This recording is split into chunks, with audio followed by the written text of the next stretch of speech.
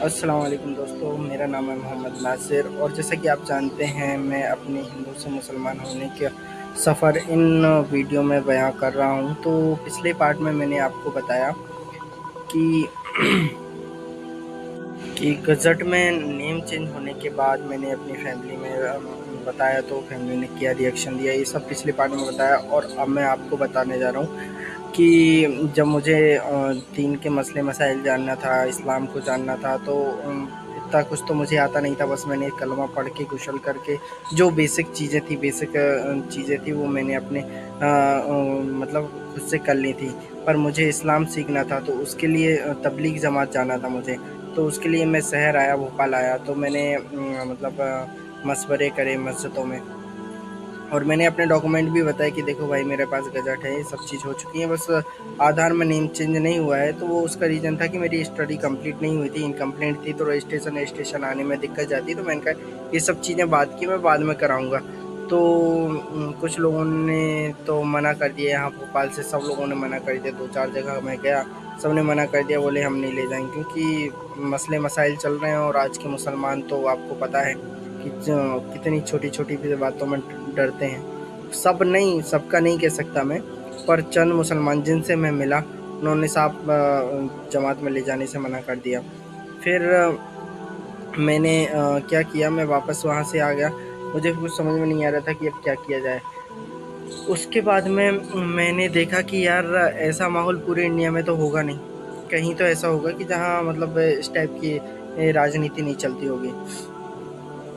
तो फिर मैंने आप यकीन नहीं मानेंगे कि पर मैं सच बोल रहा हूँ। मैंने मतलब मैप पे देखना चालू किया कि मतलब सबसे पहले तो मैंने देखा कि कांग्रेस की गवर्नमेंट कहाँ है, क्योंकि बीजेपी आपको पता है क्या कर रही है, हिंदू मुस्लिम के अलावा कुछ नहीं कर रही। तो मैंने सोचा कि जहाँ कांग्रेस होगी वहाँ शायद ये सब माहौल ना हो, ये सब माहौल क्रिएट ना हो। तो फिर मैंने देखा कि तेलंगाना में कांग्रेस है। तो फिर मैंने सोचा कि एक ऐसा छोटा शहर या छोटा डिस्ट्रिक्ट देखा जाए। तो फिर मैंने मैप खोला, मैप में देखा कि ऐसा इस्लामिक नाम वाला कोई स्टेट, ऐसा मतलब स्टेट कह रहा हूँ, डिस्ट्रिक्ट हो।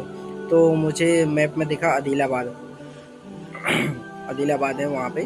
तो मैंने कहा यार ये सही रहेगा, क्योंकि नाम आदिलाबाद है और मतलब वहाँ पे गवर्नमेंट भी क्या कहते हैं अपनी कांग्रेस है, तो शायद वहाँ हिंदू मुस्लिम ना हो।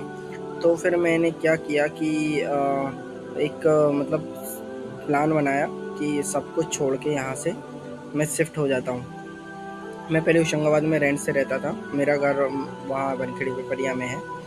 तो मैं वहीं यहाँ रहता था होशंगाबाद में। तो मैंने सब तय किया, घर में बोला कि मेरी जॉब लग गई है इंदौर में और मैं आदिलाबाद जा रहा हूँ।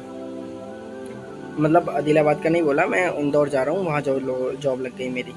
तो घर वालों ने कहा ठीक है जॉब लग गई चले जाओ, पर उनको ये नहीं पता था मैं आदिलाबाद जा रहा हूँ। मैंने अपना सारा बैग पैक किया, एक ट्रॉली बैग था, एक ट्रैक बैग था, एक अपना स्कूल टाइप बैग था, ऐसे 2-3 बैग पैक कर लिए और आदिलाबाद निकल गया। ना किसी से पहचान, ना किसी से मुलाकात, ना बस एक अल्लाह पे यकीन। अल्लाह मुझे भेज रहा है और बस अल्लाह ही हिफाज़त करेगा और अल्लाह ही पहुँचाएगा। मैं इस यकीन से वहाँ से निकल गया। अब मेरा रिज़र्वेशन था कहाँ तक का, नागपुर तक का। तो नागपुर तक तो मैं बाय ट्रेन गया, फिर वहाँ से बस से गया, क्योंकि आदिलाबाद ये मुश्किल से 1 या 2 ट्रेन चलती हैं और उनमें रिज़र्वेशन हफ़्ते में 1-2 बार चलती हैं, वो रोज़ नहीं, डेली भी नहीं चलती हैं। तो मैं वहाँ से पूरा बैग लिया और बस ली मैंने करीब 10 बजे के आसपास मैं वहाँ पहुँचा था। 10 साढ़े 10 बजे वहाँ से आदिलाबाद के लिए मुझे बस मिली। तो बस वाले ने मुझसे कहा, मैंने तो आदिलाबाद देखा नहीं था। जो नाइट वाली जो बस रहती है ना डबल डेकर, उनमें गया था, उसमें गया था। तो बस वाले ने कहा कि मैं आपको आदिलाबाद सिटी में नहीं जाएगी बस, रोड पे छोड़ूँगा। अब मुझे नहीं पता था रोड पे, मैंने कहा कुछ मिल जाएगा? तो बोले नहीं, ऑटो वगैरह चलते रहते हैं, वहाँ से आपको आदिलाबाद शहर पहुँचा देंगे कुछ भी करके, कैसे भी। तो मैंने कहा ठीक है। अब बस ने मुझे आदिलाबाद उतारा 2:30 बजे, 2 या ढाई बजे के अप्रॉक्स मुझे वहाँ पे उतारा।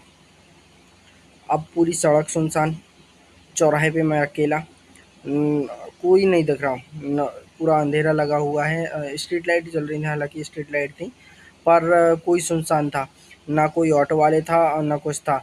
अब एक मतलब एक जन मैंने आया उससे पूछा, मैंने कहा आदिलाबाद कितनी दूर है, तो बोले यहाँ से 6 किलोमीटर है। मैं कहा यार हद होगी ये तो, बस वाला अंदर भी लेके नहीं गया। फिर मैंने कुछ नहीं, मैं वहाँ पे एक बेंच थी वहाँ बैठ गया। फिर मैंने कहा बस अल्लाह पहुँचाएगा, मुझे तो अल्लाह पे यकीन है।